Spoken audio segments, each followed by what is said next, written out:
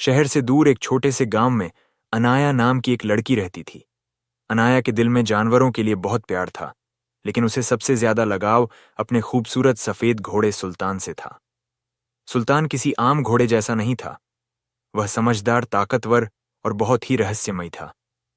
गांव के लोग कहते थे कि यह घोड़ा आम नहीं, बल्कि किसी पुराने रहस्य से जुड़ा हुआ है। मगर अनाया इन सब बातों पर ध्यान नहीं देती थी।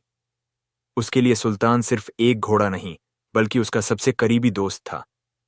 जब वह उससे बातें करती तो ऐसा लगता मानो सुल्तान सब कुछ समझ रहा हो। एक रात जब पूरा गांव गहरी नींद में था, अनाया अचानक जाग गई। उसे महसूस हुआ कि कोई उसके कमरे के बाहर खड़ा है। जब उसने खिड़की से झांका तो वहां सुल्तान था, लेकिन वह वैसा नहीं दिख रहा था जैसा दिन में होता था। उसकी आंखें चमक रही थीं और उसके शरीर से हल्की हल्की धुंध उठ रही थी। अनाया का दिल जोरों से धड़कने लगा। ये सब क्या था? क्या सुल्तान कोई आम घोड़ा नहीं था? लेकिन वीडियो में आगे बढ़ने से पहले आप वीडियो को लाइक और चैनल को सब्सक्राइब जरूर कर दें। ऐसी वीडियो बनाने में बहुत मेहनत लगती है, तो चैनल को सब्सक्राइब जरूर करें। आइए देखते हैं। यह वीडियो अनाया की आंखें फटी रह गई। सुल्तान की चमकती आंखें उसे घूर रही थीं, मानो वह उससे कुछ कहना चाहता हो। वह डर और हैरानी के बीच झूल रही थी। यह उसका वही घोड़ा था जिसे वह बचपन से पाल रही थी, मगर आज रात वह कुछ अलग ही नजर आ रहा था। साहस जुटाकर अनाया धीरे धीरे अपने कमरे से बाहर निकली। उसकी नंगे पांव जमीन पर पड़ते ही हल्की ठंडक का एहसास हुआ, लेकिन उसे इस बात की परवाह नहीं थी। वह सुल्तान के करीब पहुंची और हल्के से उसके माथे पर हाथ रखा। घो का शरीर हल्का गर्म था, लेकिन जैसे ही उसने उसे छुआ, एक अजीब सा झटका लगा। यह क्या था? अनाया ने फुसफुसा हुए कहा। सुल्तान ने गहरी सांस ली और उसकी आंखों में देखने लगा। अनाया को एक पल के लिए महसूस हुआ कि जैसे वह कोई इंसान हो, एक इंसान जो किसी कैद में है, जो कुछ कहना चाहता है मगर बोल नहीं सकता। अचानक हवा में हलचल होने लगी। पेड़ हिलने लगे और दूर कहीं से किसी के पैरों की आहट सुनाई दी। अनाया का दिल जोरों से धड़कने लगा। यह कौन आ रहा है इतनी रात को? उसने सोचा। सुल्तान ने तेजी से अपना सिर घुमाया और सामने घूरने लगा। कुछ था, वहां कोई छिपा हुआ था, मगर कौन? अनाया की सांसें तेज हो गईं। अंधेरी रात में हवाओं की सरसराहट और पेड़ों की हलचल के बीच किसी की मौजूदगी साफ महसूस हो रही थी। वह घबराकर चारों ओर देखने लगी, मगर घने अंधेरे में कुछ नजर नहीं आ रहा था। कौन है वहां? उसने हिम्मत जुटाकर आवाज दी। कोई जवाब नहीं आया, मगर सुल्तान का व्यवहार अचानक बदल गया। वह जमीन पर अपने खुर मारने लगा, जैसे किसी खतरे को भांप रहा हो।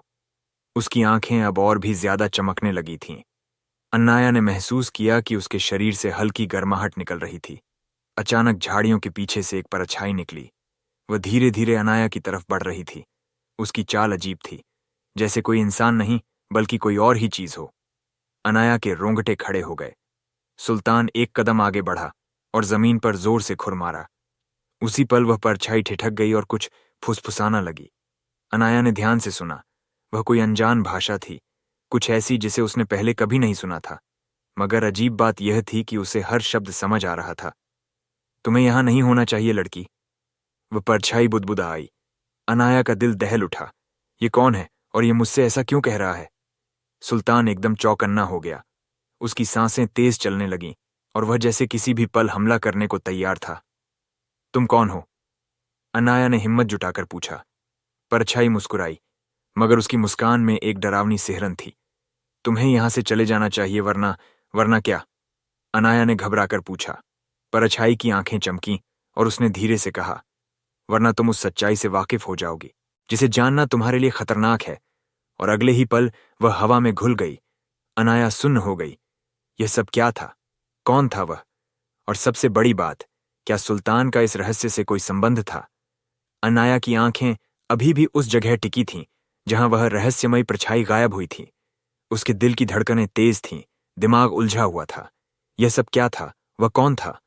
और उसने ऐसा क्यों कहा? सुल्तान अब भी बेचैन था। उसके शरीर से हल्की हल्की गर्माहट निकल रही थी और उसकी चमकती आंखें अंधेरे में किसी अनजाने खतरे की तलाश कर रही थीं। अनाया घबराकर घोड़े के पास आई और उसके गले से लग गई। सुल्तान, क्या तुम जानते हो कि यह सब क्या हो रहा है? उसने धीरे से पूछा। सुल्तान ने कोई प्रतिक्रिया नहीं दी, मगर अगले ही पल उसने अनाया को हल्के से अपनी नाक से छुआ, जैसे उसे दिलासा दे रहा हो। अचानक गांव की मस्जिद से सुबह की अजान की आवाज गूंजी। अनाया को हल्का सुकून मिला। अंधेरे का साया धीरे धीरे कम हो रहा था और हल्की रोशनी आसमान में फैलने लगी थी। शायद यह मेरा वहम था, उसने खुद को समझाने की कोशिश की। शायद मैंने कोई बुरा सपना देखा होगा। मगर जैसे ही उसने सुल्तान की पीठ पर हाथ फेरा, उसकी उंगलियां सहम गईं। घोड़े की त्वचा पर अजीब सी आकृतियां उभर आई थीं, जैसे किसी ने उसके शरीर पर रहस्यमय निशान उखड़ दिए हों। अनाया को समझ नहीं आया कि यह क्या है, लेकिन इतना तो तय था कि सुल्तान कोई आम घोड़ा नहीं था। क्या यह निशान पहले भी थे? उसने खुद से सवाल किया। तभी दूर से उसकी मां की आवाज आई, अनाया, फज्र का वक्त हो गया है, जल्दी अंदर आओ। अनाया ने घबराकर आखिरी बार सुल्तान की चमकती आंखों को देखा, फिर तेजी से घर की तरफ भागी। लेकिन अंदर जाते वक्त उसे महसूस हुआ कि कोई उसकी हर हरकत पर नजर रख रहा है। अनाया के कदम भारी हो चुके थे। जैसे ही वह घर के अंदर आई, उसका दिल अब भी जोरों से धड़क रहा था। वह सीधे अपने कमरे में गई और दरवाजा बंद कर लिया। मगर उसके दिमाग में सुल्तान के शरीर पर बने अजीब निशान और वह रहस्यमयी परछाई घूम रहे थे। ये सब क्या था? क्या मैं कोई ख्वाब देख रही थी या यह सच में हुआ? वह खिड़की से झांक कर देखने लगी। सुल्तान अब भी वहीं खड़ा था, मगर अब वह शांत दिख रहा था। उसकी आंखों की चमक भी पहले जैसी नहीं थी। ऐसा लग रहा था जैसे कुछ हुआ ही ना हो। क्या यह सब मेरे दिमाग का खेल था? सुबह की नमाज के बाद अनाया ने फैसला किया कि उसे इस रहस्य का पता लगाना होगा। पूरे दिन वह सुल्तान के आसपास ही रही, लेकिन वह आम घोड़ों की तरह ही बर्ताव कर रहा था। शाम होते ही अनाया गांव के बुजुर्ग हकीम चाचा के पास गई। वह गांव के सबसे समझदार लोगों में से एक थे और पुराने रहस्यों के बारे में जानते थे। बेटा, तुम इतनी परेशान क्यों लग रही हो? हकीम चाचा ने पूछा। अनाया ने हिचकिचाहट इंसान की समझ से परे होती है, लेकिन तुम यह सवाल क्यों पूछ रही हो? अनाया को समझ नहीं आया कि उसे सच बताना चाहिए या नहीं, मगर इससे पहले कि वह कुछ कहती, हकीम चाचा खुद बोल उठे। क्या यह सवाल तुम अपने उस घोड़े सुल्तान के बारे में पूछ रही हो? अनाया चौंक गई। चाचा, आपको कैसे पता कि मैं सुल्तान के बारे में बात कर रही हूं? हकीम चाचा ने गहरी सांस ली और बोले, क्योंकि सुल्तान कोई आम घोड़ा नहीं है बेटा। उसके साथ एक ऐसा राज्य जुड़ा है जिसे जानना तुम्हारे लिए खतरनाक हो सकता है। अनाया के रोंगटे खड़े हो गए। कैसा राज? उसने घबराई आवाज में पूछा। हकीम चाचा ने इधर उधर देखा, फिर धीरे से फुसफुसाए, अगर तुम सच में सुल्तान के बारे में जानना चाहती हो तो आधी रात को पुराने पीपल के पेड़ के पास आना। लेकिन याद रखना, जो सच्चाई तुम्हें मिलेगी उसे जानने के बाद तुम्हारी जिंदगी पहले जैसी नहीं रहेगी। अनाया सुन्न हो गई। आधी रात पीपल का पेड़, खतरनाक सच। अनाया का दिमाग बेचैन था। हकीम चाचा की रहस्यमयी बातों ने उसके दिल में और भी सवाल पैदा कर दिए थे। सुल्तान कोई आम घोड़ा नहीं है, उसके साथ कोई राज जुड़ा है। मेरी जिंदगी बदल जाएगी क्या? वह आधी रात को पीपल के पेड़ के पास जाने की हिम्मत कर पाएगी? रात धीरे धीरे गहरी होती गई। पूरा गांव नींद में डूबा हुआ था, लेकिन अनाया की आंखों में नींद नहीं थी। घड़ी की सुइयां जब ठीक 12 बजे पर पहुंची तो उसने धीरे से अपना दरवाजा खोला और बाहर निकल आई। चांदनी रात में गांव की गलियां सुनसान थीं। चारों तरफ एक अजीब सन्नाटा था जो हर कदम के साथ और डरावना लगने लगा। अनाया तेजी से पीपल के पेड़ की ओर बढ़ी, लेकिन जैसे ही वह वहां पहुंची उसके कदम जम गए। हकीम चाचा पहले से वहां खड़े थे, मगर अकेले नहीं। उनके सामने एक और आदमी खड़ा था जिसका चेहरा ढका हुआ था। तुम आ गई, अनाया, हकीम चाचा ने धीमे स्वर में कहा। अनाया की नजर उस अजनबी पर पड़ी। ये कौन है? उसने घबराकर पूछा। अजनबी ने धीरे धीरे अपना चेहरा खोला। अनाया के मुंह से हल्की चीख निकल गई। वह चेहरा उसे कहीं न कहीं जाना पहचाना लग रहा था, मगर वह पहचान नहीं पा रही थी कि यह कौन था। मैं वही हूं जिससे तुम रोज मिलती हो, अनाया, वह आदमी रहस्यमयी आवाज में बोला। क्या? अनाया ने अचंभे से कहा। अगले ही पल कुछ ऐसा हुआ जिससे उसकी आंखें हैरत से फैल गईं। उस आदमी के शरीर पर हल्की हल्की चमक उठने लगी और फिर उसकी आंखों में वही चमक उभर आई, वही चमक जो सुल्तान की आंखों में थी। अनाया का पूरा शरीर सुन्न हो गया। यह कैसे हो सकता है? हकीम चाचा ने गहरी सांस ली और बोले, अब समय आ गया है कि तुम सच्चाई जानो। अनाया, सुल्तान कोई आम घोड़ा नहीं है। वह इंसान था और वह फिर से इंसान बन सकता है। अनाया की सांसें रुकने लगी। क्या मतलब? अजनबी ने उसकी तरफ देखा और कहा, अनाया, तुमने मुझे हमेशा सुल्तान के रूप में जाना, लेकिन मैं वह नहीं हूं जो तुमने समझा था। मैं इंसान हूं, जिसे किसी ने घोड़े में बदल दिया है, और अब यह तुम पर है कि तुम मुझे वापस इंसान बना सकती हो या नहीं। अनाया की पूरी दुनिया उलट चुकी थी। क्या यह हकीकत थी या कोई ख्वाब? क्या वाकई उसका सबसे प्यारा सुल्तान इंसान था, और अगर था तो उसे घोड़े में क्यों बदला गया? अनाया को लगा जैसे उसकी जमीन हिल गई हो। उसका दिमाग सुन्न पड़ चुका था। सुल्तान इंसान, यह कैसे मुमकिन है? उसके दिल की धड़कन तेज हो गई। वह पीछे हटने लगी, मगर उसके कदम जैसे जम गए थे। वह अजनबी, जिसकी आंखों में वही चमक थी जो सुल्तान की आंखों में थी, उसकी तरफ देख रहा था। तुम झूठ बोल रहे हो, अनाया ने कांपती आवाज में कहा। अजनबी हल्की मुस्कान के साथ बोला, अगर यह झूठ होता तो क्या तुमने कभी सोचा कि मेरे अलावा कोई दूसरा घोड़ा तुम्हारे साथ ऐसा व्यवहार क्यों नहीं करता? अनाया को याद आने लगा। सुल्तान की आंखों में वह समझदारी, वह लगाव जो किसी आम घोड़े में नहीं हो सकता। वह हमेशा उसकी बात समझता था, उसकी हर तकलीफ को महसूस करता था, जैसे जैसे वह कोई इंसान हो। हकीम चाचा ने गहरी सांस ली और बोले, अब तुम्हें सच जानना ही होगा अनाया। लेकिन यह सब कैसे हुआ? अनाया की आंखों में अब भी डर और सवाल थे। अजनबी ने धीरे से कहा, यह एक लंबी कहानी है, मगर तुम्हें सिर्फ इतना जानना चाहिए कि मुझे किसी ने बद्दुआ देकर इस घोड़े के शरीर में कैद कर दिया था, और सिर्फ तुम ही मुझे वापस इंसान बना सकती हो। मैं, मगर कैसे? अनाया की आवाज में घबराहट थी। हकीम चाचा ने कहा, वह एक पुरानी दुआ और एक खास अमल के जरिए वापस इंसान बन सकता है, लेकिन यह आसान नहीं होगा। अनाया, इसमें जान का खतरा है। अनाया के बदन में सिहरन दौड़ गई। जान का खतरा? उसने कांपती आवाज में पूछा। अजनबी ने धीरे से सिर झुका लिया। हाँ अनाया, अगर तुमने यह अमल बीच में छोड़ दिया तो मैं हमेशा के लिए घोड़ा बन जाऊंगा, और अगर किसी ने हमें रोकने की कोशिश की तो बहुत बड़ा अनर्थ हो सकता है। अनाया के सामने जिंदगी का सबसे बड़ा फैसला था। क्या वह सुल्तान को इंसान बनाने की कोशिश करेगी? क्या वह इस रहस्य की गहराइयों में जाएगी, जहां खतरा भी हो सकता है? उसने गहरी सांस ली और खुद से एक ही सवाल किया, क्या मैं वाकई सुल्तान से मोहब्बत करने लगी हूं? अनाया की सांसें तेज हो रही थीं। उसके सामने जिंदगी का सबसे बड़ा राज खुल चुका था। सुल्तान कोई आम घोड़ा नहीं था, बल्कि एक इंसान था जिसे किसी ने बद्दुआ देकर घोड़े में बदल दिया था। क्या मैं सच में इसे वापस इंसान बना सकती हूं? अनाया के दिल में अजीब सी बेचैनी थी। हकीम चाचा ने धीरे से कहा, बेटा, अगर तुमने यह फैसला किया तो पीछे मुड़ने का कोई रास्ता नहीं होगा। यह अमल आसान नहीं है, बहुत सारे खतरे हैं। अजनबी ने, जो कभी सुल्तान था, अनाया की आंखों में देखा। मैं तुमसे मदद नहीं मांगूंगा अनाया, लेकिन अगर तुम यह कर सको तो मेरी पूरी जिंदगी तुम्हारी एहसानमंद रहेगी। अनाया ने गहरी सांस ली। उसके दिल के किसी कोने में यह सच बैठ चुका था कि वह सुल्तान से मोहब्बत करने लगी थी, मगर यह मोहब्बत एक अनजान रास्ते पर थी, जहां सिर्फ अंधे और रहस्य थे। मुझे क्या करना होगा? अनाया ने हिम्मत करके पूछा। हकीम चाचा ने अपनी पोटली खोली और एक पुराना जला हुआ कागज निकाला। उस पर अजीब से नक्शे और अरबी में कुछ लिखा हुआ था।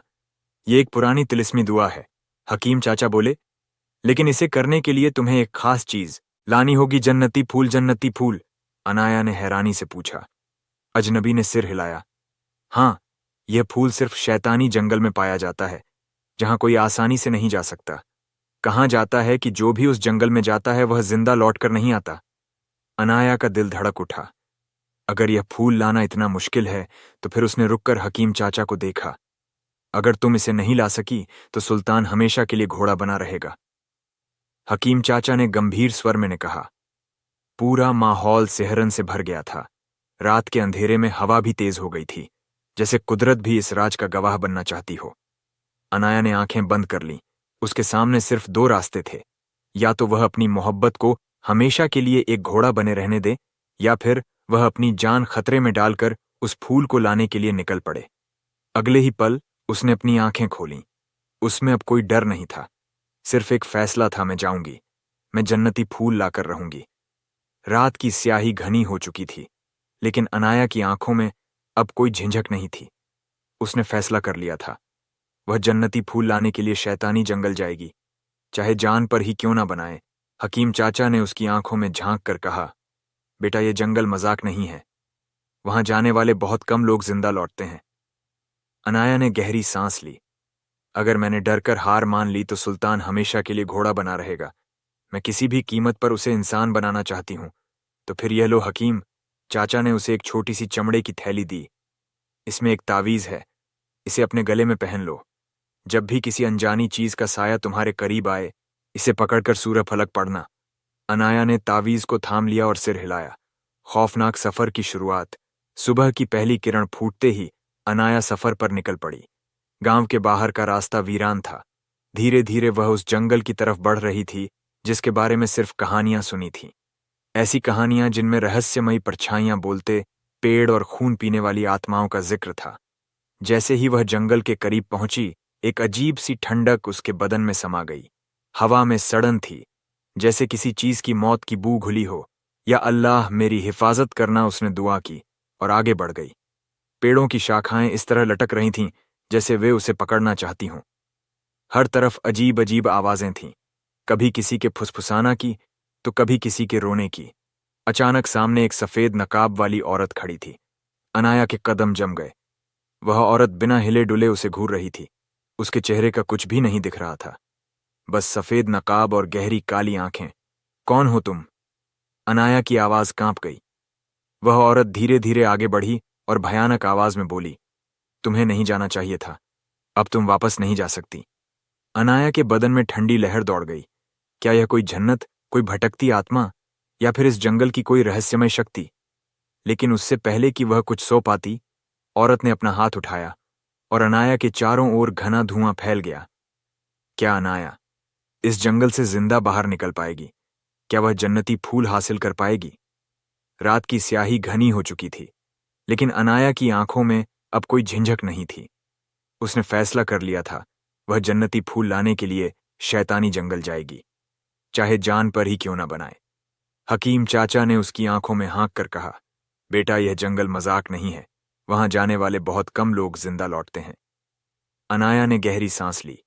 अगर मैंने डरकर हार मान ली तो सुल्तान हमेशा के लिए घोड़ा बना रहेगा।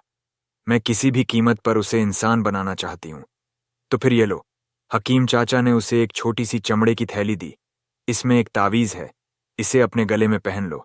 जब भी किसी अनजानी चीज का साया तुम्हारे करीब आए, इसे पकड़कर सूर फलक पड़ना। अनाया ने तावीज को थाम लिया और सिर हिलाया। खौफनाक सफर की शुरुआत। सुबह की पहली किरण फूटते ही अनाया सफर पर निकल पड़ी। गांव के बाहर का रास्ता वीरान था। धीरे धीरे वह उस जंगल की तरफ बढ़ रही थी जिसके बारे में सिर्फ कहानियां सुनी थीं। ऐसी कहानियां जिनमें रहस्यमय परछाइयां बोलते पेड़ और खून पीने वाली आत्माओं का जिक्र था। जैसे ही वह जंगल के करीब पहुंची, एक अजीब सी ठंडक उसके बदन में समा गई। हवा में सड़त थी, जैसे किसी चीज की मौत की बू घुली हो। या अल्लाह मेरी हिफाजत करना, उसने दुआ की और आगे बढ़ गई। पेड़ों की शाखाएं इस तरह लटक रही थीं जैसे वे उसे पकड़ना चाहती हों। हर तरफ अजीब अजीब आवाजें थीं, कभी किसी के फुसफुसाना की तो कभी किसी के रोने की। अचानक सामने एक सफेद नकाब वाली औरत खड़ी थी। अनाया के कदम जम गए। वह औरत बिना हिले डुले उसे घूर रही थी। उसके चेहरे का कुछ भी नहीं दिख रहा था, बस सफेद नकाब और गहरी कर। घबराकर अपनी गर्दन पर पड़े तावीज को पकड़ लिया और सूरज फलक पड़ने लगी। हवा तेज हो गई, पेड़ों की शाखाएं झंझना लगीं और अचानक वह सफेद नकाब वाली औरत दर्द से चीखती हुई गायब हो गई। धुआं छा चुका था। अनाया बुरी तरह कांप रही थी। उसके होंठ सूख चुके थे, लेकिन अब पीछे हटने का कोई रास्ता नहीं था। शैतानी जंगल की रहस्यमय सच्चाई आगे बढ़ते हुए उसे अजीब अजीब चीजें दिखने लगीं। पेड़ों की छालों पर इंसानों के चेहरे उभर रहे थे। जमीन पर काले साए सरसरा हुए भाग रहे थे। यह कोई आम जंगल नहीं है, अनाया ने खुद से कहा। अचानक उसे दूर एक हल्की सुनहरी चमक दिखाई दी। क्या यह वही जन्नती फूल है? उसकी उम्मीदें जाग उठीं, लेकिन जैसे ही वह करीब जाने लगी, जमीन कांपने लगी। गर्जना एक भयानक काली परछाई जमीन से निकली। वह इंसान के आकार की थी, लेकिन उसके पास कोई चेहरा नहीं था, सिर्फ गहरी काली आंखें जो अंगारे जैसी चमक रही थीं। कोई भी इस फूल को नहीं ले जा सकता। वह परछाई गर्जी अनाया का कलेजा धक से रह गया। मुझे यह फूल चाहिए, मैं सुल्तान को बचाने आई हूं, उसने हिम्मत करके कहा। परछाई जोर से हंसी। अगर वह बद्दुआ का शिकार हुआ है तो उसे उसी हालत में रहना चाहिए। तुम इंसानों को इस जंगल से कुछ नहीं मिल सकता। अनाया ने अपनी मुट्ठी भींच ली। उसे याद आया कि हकीम चाचा ने कहा था, इस तावीज को पकड़कर सच्चे दिल से दुआ मांगना, अल्लाह तुरी मदद करेगा। उसने तुरंत तावीज को छूकर आंखें बंद कर लीं और सच्चे दिल से दुआ करने लगी। या अल्लाह, अगर मेरी मोहब्बत सच्ची है तो मेरी मदद कर। अचानक आसमान में बिजलियां कड़कने लगीं और चारों ओर रोशनी फैल गई। वह काली परछाई चीखने लगी जैसे कोई जल रहा हो। नहीं, यह मुमकिन नहीं। और अगले ही पल वह परछाई धुएं में बदलकर हवा में घुल गई। अनाया के सामने अब वह चमकता हुआ फूल था, जन्नती फूल। उसकी आंखों से आंसू निकल आए। उसने धीरे से फूल को तोड़कर अपनी चादर में लपेट लिया। सुल्तान, मैं तुम्हें बचाने आ रही हूं, लेकिन क्या जंगल उसे इतनी आसानी से जाने देगा? अनाया की हथेलियों में जन्नती फूल था, मगर अब असली चुनौती थी इस जंगल से जिंदा बाहर निकलना। चारों ओर अजीब सी साएं सरसरा लगी। पेड़ों की टहनियां अचानक अपनी जगह से हिलने लगीं, जैसे वे किसी अनदेखी ताकत से नियंत्रित हो रही हों। हवा में हल्की फुसफुसाना लेकर बुला रहा हो, अनाया अनाया अनाया की रूह कांप गई। उसके कदम अचानक जम गए। उसने महसूस किया कि उसका शरीर जड़ हो रहा है, जैसे किसी ने उसे जकड़ लिया हो। नहीं, मैं डर नहीं सकती। उसने खुद को झकझोरा और तेजी से आगे बढ़ने लगी। जंगल का आखिरी इम्तिहान। जैसे ही वह जंगल के आखिरी छोर की ओर पहुंची, उसके सामने एक भारी लोहे का दरवाजा उभर आया। यह कब आया? अनाया ने चौंक कर सोचा। तभी दरवाजे के पीछे से एक भयानक काला हाथ निकला। उसकी उंगलियां लंबी और टेढ़ी थीं, नाखून खंजर जैसे पहने थे। तुम ये फूल लेकर नहीं जा सकती। आवाज इतनी गहरी थी कि अनाया के रोंगटे खड़े हो गए। मुझे जाने दो, ये फूल मेरे लिए जरूरी है, अनाया ने हिम्मत जुटाकर कहा। एक शर्त पर, उस रहस्यमय शक्ति ने कहा। अनाया ने सांस थामी। क्या शर्त? अगर तुम इस जंगल से बाहर जाना चाहती हो तो तुम्हें अपनी सबसे अजीज चीज कुर्बान करनी होगी। अनाया सन्न रह गई। उसकी सबसे अजीज चीज क्या थी? क्या वह सुल्तान था? अगर उसने सुल्तान को खोने की कुर्बानी दे दी तो क्या उसका इंसान बनना संभव होगा? वह दुविधा में थी, मगर उसने तय कर लिया था, नहीं, मैं अपनी मोहब्बत को कुर्बान नहीं करूंगी। उसने तेजी से अपना तावीज पकड़कर सूरह अल इखलास पढ़ी। जैसे ही उसने आखिरी आयत पढ़ी, दरवाजा जोरदार धमाके से खुल गया। काला हाथ जलने लगा और दर्दनाक चीख के साथ गायब हो गया। अनाया की वापसी। अनाया ने बिना रुके जंगल से बाहर कदम रखा। ठंडी हवा उसके चेहरे से टकराई। उसे महसूस हुआ जैसे वह एक भारी बोझ से आजाद हो। चूंकि है गांव अभी भी दूर था, मगर उसके दिल में सुकून था। मैं जीत गई। अब सवाल यह था, क्या जन्नती फूल वाकई सुल्तान को इंसान बना पाएगा, या अभी कोई और राज खुलना बाकी था? अनाया गांव की तरफ बढ़ रही थी, लेकिन उसके मन में अजीब सी घबराहट थी। उसने अपनी चादर में लपेटे जन्नती फूल को देखा। यह वही फूल था जिसे लाने के लिए उसने मौत से भी टकरा लिया। क्या यह सच में सुल्तान को इंसान बना पाएगा? रात गहरी हो चुकी थी। वह तेजी से चलती रही, लेकिन जैसे ही गांव के करीब पहुंची, उसके कानों में किसी के घोड़ों के टाप की आवाज आई। घोड़े इस वक्त अनाया के कदम ठिठक गए। दूर धुंध में एक साया नजर आया, एक काले घोड़े का सुल्तान का बदला हुआ रूप। अनाया की सांसें तेज हो गईं। यह कोई आम घोड़ा नहीं था। उसकी आंखें लाल थीं और उसकी काली चमकती हुई खाल अजीब सी डरावनी लग रही थी। सुल्तान, अनाया ने धीरे से कहा। घोड़ा उसकी तरफ बढ़ा। उसकी चाल में अजीब सी ताकत थी, जैसे वह कोई आम जानवर न होकर कुछ और ही था। अनाया ने कांपते हाथों से जन्नती फूल निकाला और सुल्तान के करीब आ गई। बस एक बार, बस एक बार, ये फूल तुम्हारे माथे से छू जाए और तुम इंसान बन जाओगे। लेकिन जैसे ही उसने फूल आगे बढ़ाया, घोड़ा जोर से हिनहिनाया और अचानक जमीन हिलने लगी। अनाया घबरा गई। ये क्या हो रहा है? अचानक घोड़े के शरीर से अजीब सी काली धुंध निकलने लगी। उसकी आंखों की लाल चमक और तेज हो गई। अनाया, मुझे मत छुओ, एक गहरी आवाज गूंजी। अनाया के होश उड़ गए। ये वही आवाज थी जो उसने पहली बार उस रात सुनी थी, जब उसे सुल्तान से मोहब्बत हुई थी। रहस्य और गहराता जा रहा था। अगर मैं तुम्हें नहीं छूंग तो तुम्हें इंसान कौन बनाएगा? घोड़ा कांपने लगा, जैसे किसी दर्द में हो। मैं सुल्तान नहीं हूं, उसकी आवाज फिर आई। क्या अनाया की आंखें फटी रह गईं?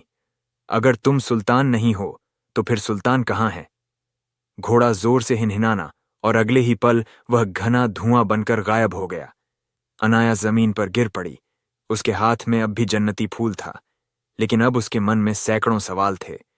अगर वह घोड़ा सुल्तान नहीं था, तो क्या मैं इतने दिनों से किसी और को इंसान बनाने की कोशिश कर रही थी?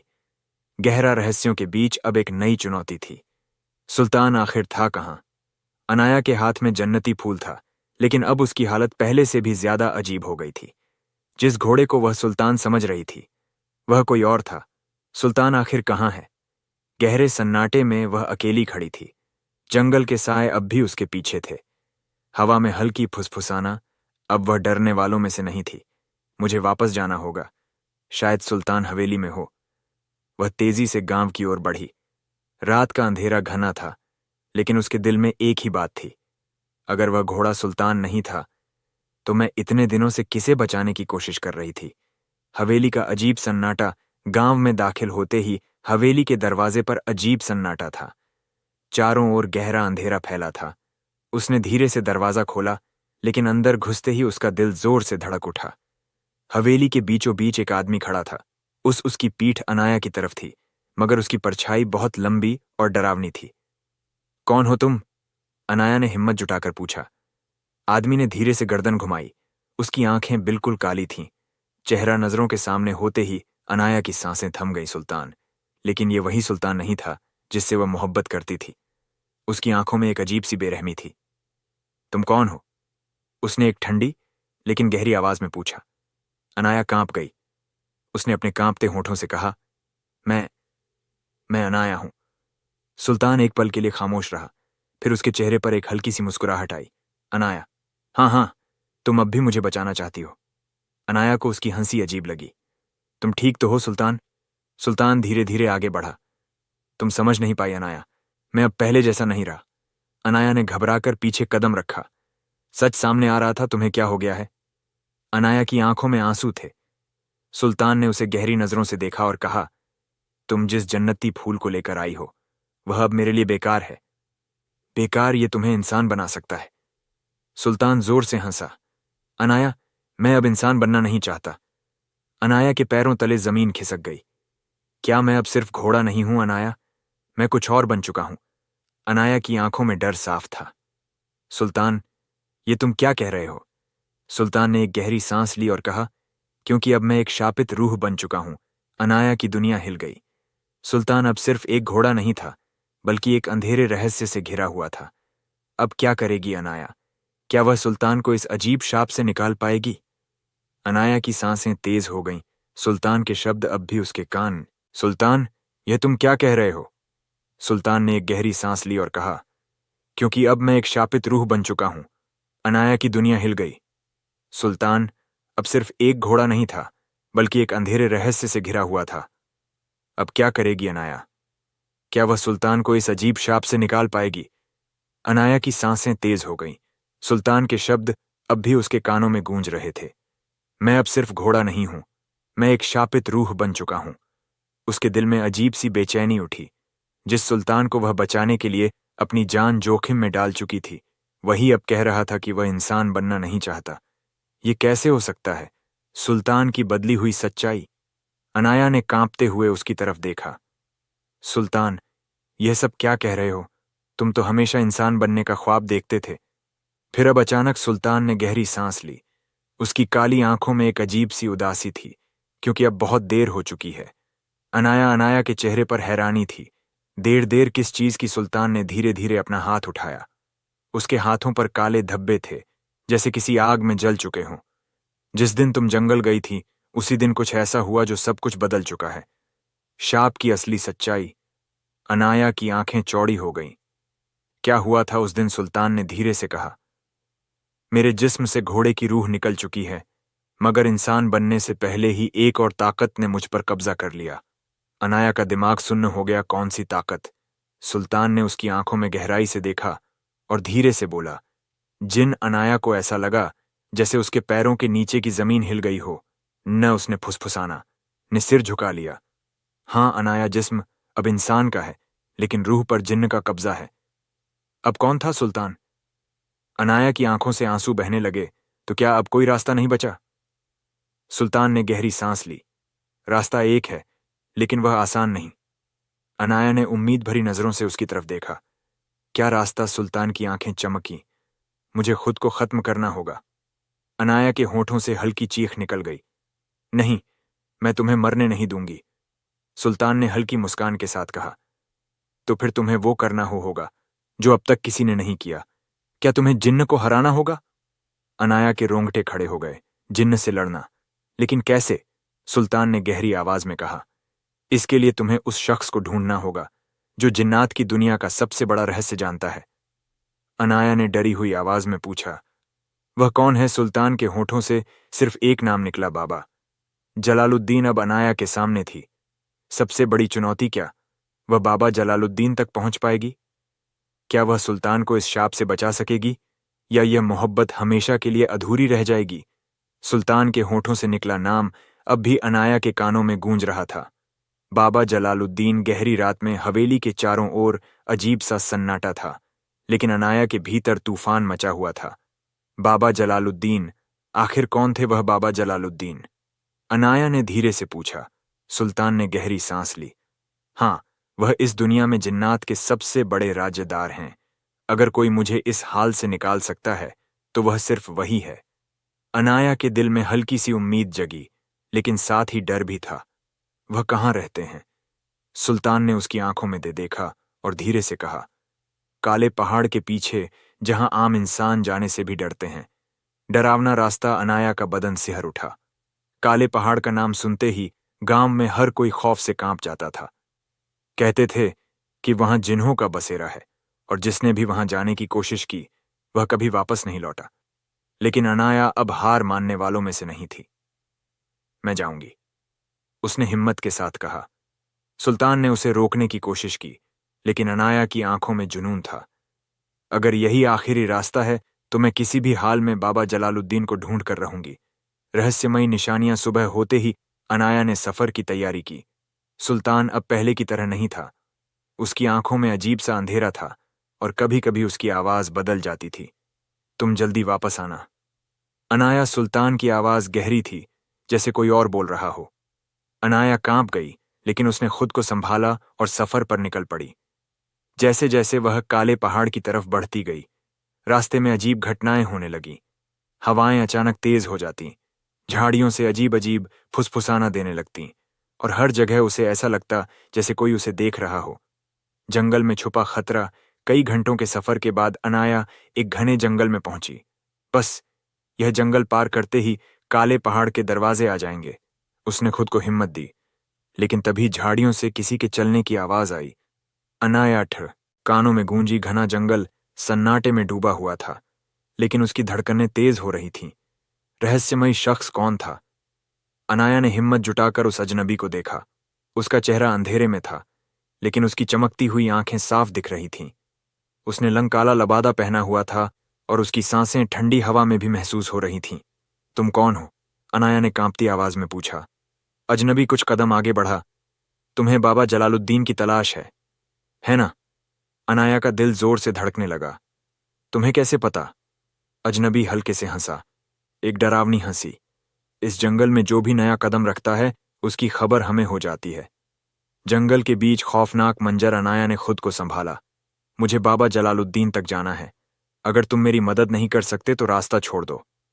अजनबी अचानक एकदम गंभीर हो गया। बाबा जलालुद्दीन तक पहुंचना आसान नहीं है। वह जिन्हों की दुनिया के सबसे बड़े राजदार हैं, लेकिन उनका ठिकाना किसी को नहीं मिलता।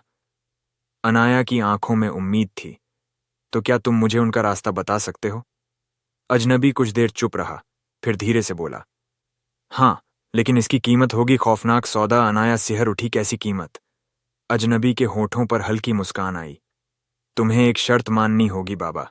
जलालुद्दीन से जो भी जवाब मिले तुम उसके खिलाफ नहीं जाओगी। अनाया चौंक गई। मतलब, अगर बाबा जलालुद्दीन कहे कि सुल्तान को बचाया नहीं जा सकता तो तुम उसे छोड़ दो? यह सुनते ही अनाया को झटका लगा। नहीं, मैं सुल्तान को हर हाल में बचा उंगियड खूनी दरवाजा। अजनबी ने उसकी हिम्मत देखी और कुछ सोचकर बोला। ठीक है बाबा, जलालुद्दीन तक जाने का रास्ता सिर्फ एक ही है। क्या तुम्हें खूनी दरवाजे से होकर जाना होगा?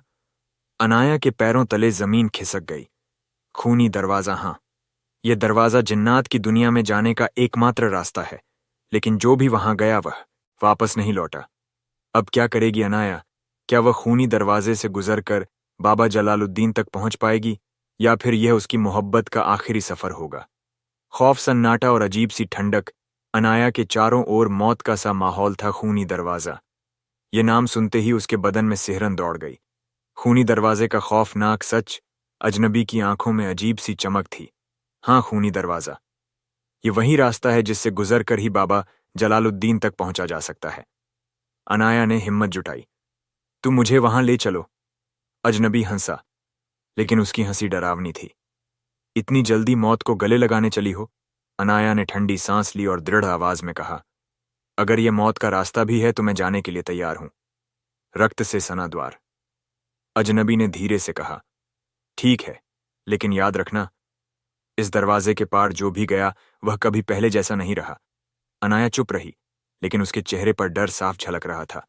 अजनबी ने इशारा किया और उसे घने जंगल के भीतर ले गया। चलते चलते कुछ घंटों बाद वे एक अजीब जगह पर पहुंचे।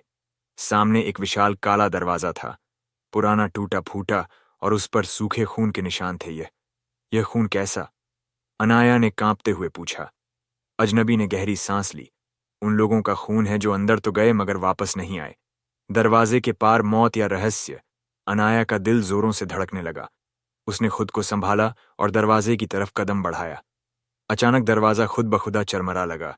उसके अंदर से अजीब अजीब आवाजें आने लगीं, जैसे कोई दर्द में चीख रहा हो, जैसे किसी की सिसकियां गूंज रही हों।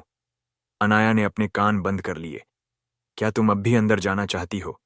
अजनबी ने पूछा। अनाया ने गहरी सांस ली और धीमे से कहा, हाँ, तो फिर तैयार हो जाओ। अचानक अजनबी ने कोई रहस्यमय शब्द पढ़ा और दरवाजा झटके से खुल गया। सामने अंधकार से भरी एक सुरंग थी, जहां से ठंडी अजीब सी हवा बह रही थी। अनाया ने एक पल के लिए गहरी सांस ली। उसके दिल की धड़कनें तेज हो गईं। दरवाजे के पार पहली झलक। जैसे ही अनाया ने पहला कदम अंदर रखा, उसे ऐसा महसूस हुआ जैसे समय ठहर गया हो। चारों ओर धुंध फैली हुई थी। दीवारों से खून रिस रहा था। कहीं दूर कोई दर्द भरी चीखें मार रहा था। अचानक दरवाजा पीछे से जोर से बंद हो गया। क्या अनाया घबरा गई?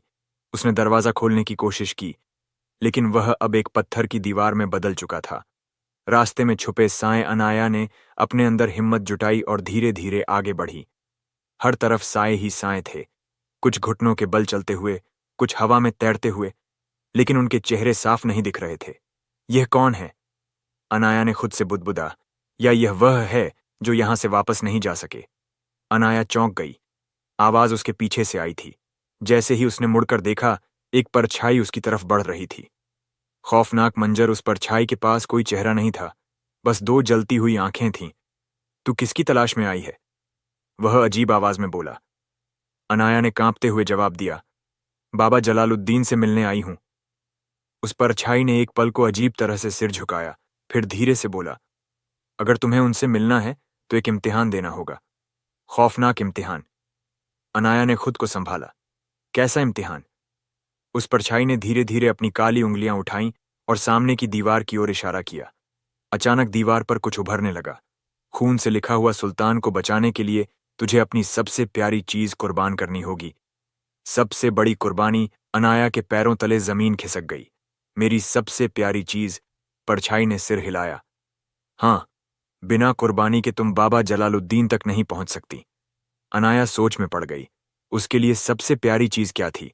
खामोशी, सन्नाटा और एक बड़ा इम्तिहान।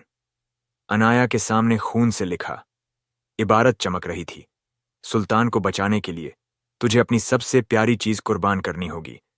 उसके दिल की धड़कन तेज हो गई। क्या करें? क्या वह इस इम्तिहान से गुजर पाएगी? सबसे अजीज चीज। परछाई की जलती हुई आंखें उसे घूर रही थीं। बोलो लड़की, क्या कुर्बानी देने के लिए तैयार हो? अनाया का दिमाग घूमने लगा। सबसे अजीज चीज। उसकी आंखों में सुल्तान की तस्वीर उभर आई, वह घोड़ा जिससे उसने बेइंतहा मोहब्बत की थी। क्या मैं सुल्तान को खो दूंगी? उसका दिल कांप उठा। नहीं, मैं ऐसा नहीं होने दूंगी। रास्ता या धोखा पर छाई हंसी, अगर कुर्बानी नहीं दोगी तो तुम्हारा सफर यही खत्म हो जाएगा। दीवारों पर छाया और डरावनी हो गई तो फिर फैसला कर लो। अनाया की आंखों में आंसू आ गए। वह सोचने लगी, अगर मैं सुल्तान को ही खो दूं तो उसे बचाने का क्या मतलब? चौंकाने वाला जवाब। लेकिन तभी अनाया को एक बात याद आई। बाबा जलालुद्दीन सिर्फ वहीं प्रकट होते हैं जहां मोहब्बत सच्ची हो। उसने गहरी सांस ली और दृढ़ता से बोली, नहीं, मैं कोई कुर्बान नहीं दूंगी। पर अच्छाई हिली क्या? अनाया ने आंखों में हिम्मत लाकर कहा, अगर मेरी मोहब्बत सच्ची है तो मुझे कुर्बानी की जरूरत नहीं। अगर बाबा जलालुद्दीन सच में मदद कर सकते हैं तो उन्हें मेरे दिल की सच्चाई खुद पता चल जाएगी। खौफनाक दरवाजा खुला। अचानक जमीन कांपने लगी। परछाई चीख पड़ी, नहीं, ये कैसे हो सकता है? चारों ओर हवा तेज चलने लगी। खूनी दरवाज फिर से खुल गया, लेकिन इस बार उसके पीछे अंधेरा नहीं बल्कि एक उजाला था। बाबा जलालुद्दीन तुम्हें बुला रहे हैं। दरवाजे के उस पार उजाला था, मगर उसके पीछे क्या छिपा था ये कोई नहीं जानता था। अनाया ने हिम्मत जुटाई और अंदर कदम रखा। जैसे ही वह अंदर गई, उसके कानों में धीमी मगर गूंजती हुई आवाज आई, आ ही गई तू। उसका दिल धड़क उठा। सामने एक बूढ़ा आदमी बैठा था, सफेद कपड़ों में लंबी दाढ़ी, आंखें ऐसी जो सब कुछ देख चुकी हो। बाबा जलालुद्दीन, अनाया ने कांपती हुई आवाज में पूछा। बाबा ने धीरे से सिर हिलाया। सबसे बड़ा सच? अनाया ने घबराकर पूछा। बाबा, सुल्तान कहाँ है? उसे क्या हुआ? क्या मैं उसे बचा सकती हूं? बाबा ने गहरी सांस ली और बोले, जो तुमने सोचा, क्या वह सच था? क्या तुमने कभी खुद से पूछा कि सुल्तान असल में क्या है? अनाया चौंक गई। मतलब? बाबा मुस्कुराए। सुल्तान कोई आम घोड़ा नहीं है। अनाया के रोंगटे खड़े हो गए। सुल्तान का रहस्य। बाबा ने हवा में एक इशारा किया। अचानक सामने एक धुंधली तस्वीर उभरी। उसमें एक खूबसूरत नौजवान खड़ा था, लंबा कद, गहरी आंखें और एक अजीब सी शाही शख्सियत। अनाया की आंखें फैल गईं। यह कौन है? बाबा की आंखों में एक अजीब सी चमक थी। यह सुल्तान है क्या? अनाया को यकीन नहीं हुआ। मगर सुल्तान तो एक घोड़ा है। बाबा ने सिर हिलाया। नहीं, सुल्तान एक इंसान था, मगर उसे एक खौफनाक जादू ने घोड़े में बदल दिया। मोहब्बत का इम्तिहान। अनाया की आंखों में आंसू आ गए। तो मैं उसे वापस इंसान बना सकती हूं। बाबा ने कहा, अगर तेरी मोहब्बत सच्ची है तो हां, मगर यह आसान नहीं होगा। क्या करना होगा? बाबा ने धीरे से कहा, तुझे अपनी मोहब्बत को साबित करना होगा, और इसके लिए तुझे अपने दिल की सबसे बड़ी कुर्बानी देनी होगी। सबसे मुश्किल फैसला अनाया के सामने अब सबसे बड़ा इम्तिहान था